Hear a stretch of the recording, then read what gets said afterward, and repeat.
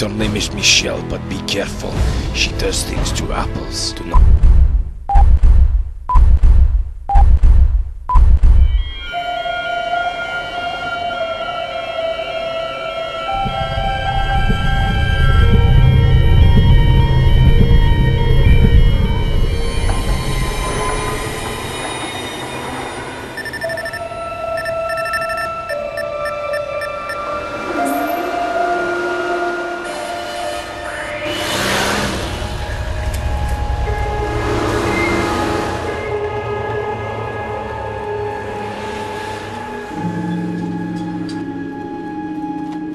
Yeah, I'm here. Okay, actually, something doesn't quite look right.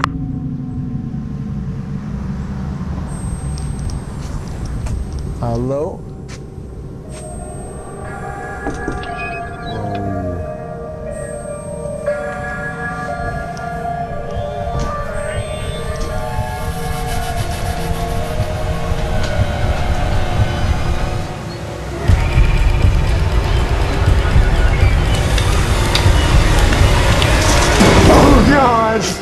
Only apples, Jerry. Only apples. I don't really know what I was expecting here. It's really. only apples. Don't you worry. Don't worry. Thank you very much, Michelle. I believe you're the person to speak to. I am. Apples, you're my next contact. Clippy's apples. Right. I am the woman of the apples. The woman of the apple. I am. I make apple jellies, jams and chutneys, but today I'm going to do the beginning of an apple jelly. Wait. So what we do is you just chop all up my bramleys, these little babies here. I just use like about 3 kilos. I cook it down, then it goes all pulpy. Okay. So that's what bramleys are really good for pulpiness. Just some water, bring it to the boil, then you simmer it. I think it's safe to say you're quite a bit of a fan of apples then. I love apples. So I kind of noticed. How did that come about? Well, I had a bit of a eureka moment, and I didn't know what I wanted to do, and I worked in a smoothie bar in town, and I was also at the time researching to do my PhD in how people are sourcing their food from different places. Is it going to work? Is it sustainable? Will it continue? And is that how people are going to shop? Are they going to diss the supermarket and go to the farm shop? But then I started reading about the apples and how loads of orchards get getting chopped down and replanted with rape and wheat and all just like cash crops kind of thing.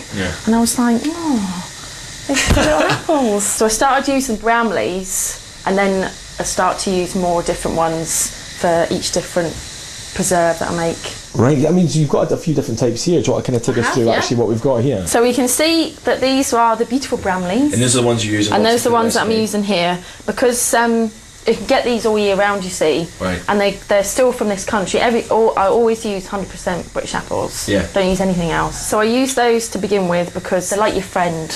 And they are. Really they're like your huge. massive big fat friend. These ones here, these are called Discovery, and at the end there's something called a Lord Lambourne. I mean, obviously for a completely different taste. I mean, we were looking to have a jam for 11s. What would you kind of suggest would be nice? With scones and tea, we're thinking here. Well, I would have the bramleys, and then some strawberries and gooseberries, and he'd call it apple and berry. Ah, I like that. I mean, you're biased though. These are your favourite. Well, yeah, these are my favourite. You see, I like the name Lord Lambourne because you said he was quite mellow and stuff like that. Yeah, he was I thought quite with scones, mellow. he'd probably have a scone. Oh yeah, he would have a scone. Yeah, I reckon he'd have 5. He'd have 5 scones. Yeah, he likes his scones as the Lord. Well, yeah, I've heard as well. I'd like to have an apple named after me. That'd be fantastic. And I think that is really good.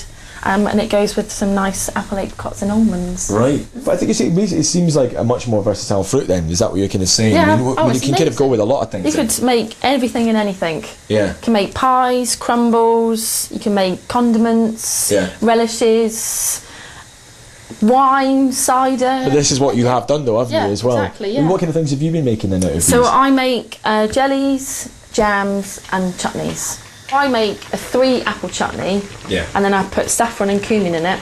Right. And I put cider vinegar, a little bit of sugar, and some onions. And then another one is the plums. Right. Cheeky chutney it's called. Is that so? That's mixing plums with apples as well. Plums and apples and walnuts. Right. And then that's got onions, cider vinegar, a few spices. It's quite Christmassy, that one. Yeah. So that's when I start making it this month. Is there any apples you actually wouldn't use in particular? I mean, you sort of mentioned Granny Smith before. Is that like a kind of a particular apple you just can't be bothered with? Passionless? Woolly, horrible. It's an apple for grannies. I didn't know Granny Smiths were French. No, they're French. Actually, they're from Australia, New Zealand-y kind of. Granny Smith. Yeah, but most of the ones that we get are from France, but they're originally from New Zealand. Right. But everyone thinks they're British. But why do you think like the kind of well, obviously you'll know. I know it's something you've researched. Why is it the British apples and there's so much threat then? And indeed sort of disappearing. Yeah, because we just don't care about anything anymore. This country used to be, like, especially down south and like Kent and all around there, used to be the Garden of England. Right. And it's just disappearing. Right, I reckon it's ready. You can tell when it's ready because there you go. It's really thick. It's really thick and goopy. The next stage is this. So this is a strainer. So all you do is take some here, and then it goes everywhere. This looks like a particularly messy part. And then you go in there. This is called jelly bag. So you can't push it. Right. You can't do anything to get loads and loads. It can take about 12 hours. So then after that, so this is what you get here. So this is the apple juice. So it's not normal apple juice that you would get from the carton. Right. This is the water. This has got apples in it. Apples, yeah, exactly. So then this will come up here, and then it goes back into a clean pan. Okay. And then it comes back up to the boil again. Then I add the sugar. Then it does its rolling boil. Then I add my cider vinegar and then the herbs that I use. And then I know when it's set. Then I jar it. Yeah. Put the lid on. When the lid pops, it's ready to go in the box. Yeah, so I haven't really quite got 12 hours for that. So if I could maybe run off now, maybe you could do the 12-hour bit, and then I can give you a shout later. I do it every day. Is that all right? Yeah. Thank you very much, Sasha. I appreciate it. I'm just going to nab some jam on the way. Cheers there, bye.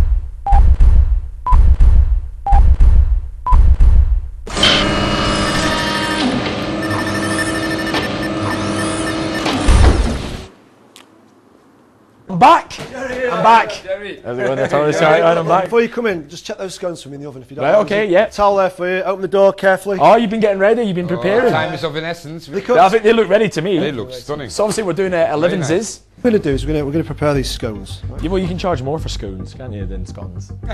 I'm sure it's an extra 50p. So basically what we've got, nice fresh, still nice and warm, yeah? Good scent, good aroma about them. They need to be fresh. I've got a little bit of this apple jam here, so we're going to use some of that. Now that's a bit of a twist because predominantly you'd use strawberry or raspberry jam, you know, right. with your cream tea. Now also we've got some locally produced clotted cream, which I absolutely adore, although you can tell I don't have too much. It's the good stuff that's it's great now, isn't it? Yeah. So the idea is we've got a scone, yeah? You're going to do the same thing for me. Okay. So what I'm going to do is I'm going to take this scone and I'm just going to cut into it. Now most people cut a scone in half, but I find that sometimes it can be a little bit too much, especially the older people when they want to eat something it's a bit too big and not thought about them either. So the idea is that what we're going to do is cut this down into 3, right? And we're going to make it nice and... See, that's the capitalist inside you there as well. We've now got 3 items there. I see what you're doing there. So the idea profit margins. The idea is this, right? That we've got 3 pieces of scone. Don't matter if it breaks up too much because we're going to put it all back together. Okay. There's always an argument, right, about what goes on first. Is it the jam? Is it the cream? That's right, yeah. So what are you going to go for? Well, let me ask you the question. What's going to make the most mess? I think the cream's going to be the messiest, and I'd stick that on first. Right. Yeah. And the reason you do that is because if I put the cream on first, if I put the jam on first, by the time I've rubbed the cream through it, there's jam all over the spoon. We're going to take this lovely clotted cream. Okay. Yeah. Now I wouldn't hold back. This is real comfort food. So well, if you're going to treat yourself, just get it on there, isn't it? Just hammer it. You know, get it on there. Just whack it on there. Because at the end of the day. Having said that, that's a lot. You're not going to eat. You're not eating this every day of the week. Get on there, but not too much. Notice, look, it's like a plaster really. I'm covering over the cracks, right? It's a nice, fresh piece of product. So at the end of the day, it will crumble slightly. So you've got to be aware of that. Now I've got lovely loads of cream on there. Yeah, perfect. And then we're going to take some of this jam. Now look at that. So we've got a lovely product there. So we're just going to put that on top. Not too much. It's going to give you some nice sweetness. Lovely with that on top there, like that. Okay. This is a terrible. Now you need to press this down slightly, okay. just to attach itself, or adhere, and then the top goes on like that. Look at that. With a really nice cup of tea. Yeah. You know that's going to work perfectly. Nice into a form. Straight to the hips. Oh, that is really tasty. But that's what it's about, though, isn't it? Yes, it is. Yeah. That jam's brilliant with that. It's so off there. Cheers, guys. That's There we go fantastic. again. Remember that. Sorry, guy. I'll be 1 second. See you in a bit. On you go. Hello there. You ate Sorry, the I've got a buns, premium Jerry. remote. Your next task is soup. Okay. You will have to source some vegetables, but first you must go to the soup kitchen in the northern quarter. Only then can I possibly forgive you. Forgive me. Right, I'm there. See you in a bit. Cheers, guys. Cheers. Be back in a little bit. I'll be back. See you soon, Jerry.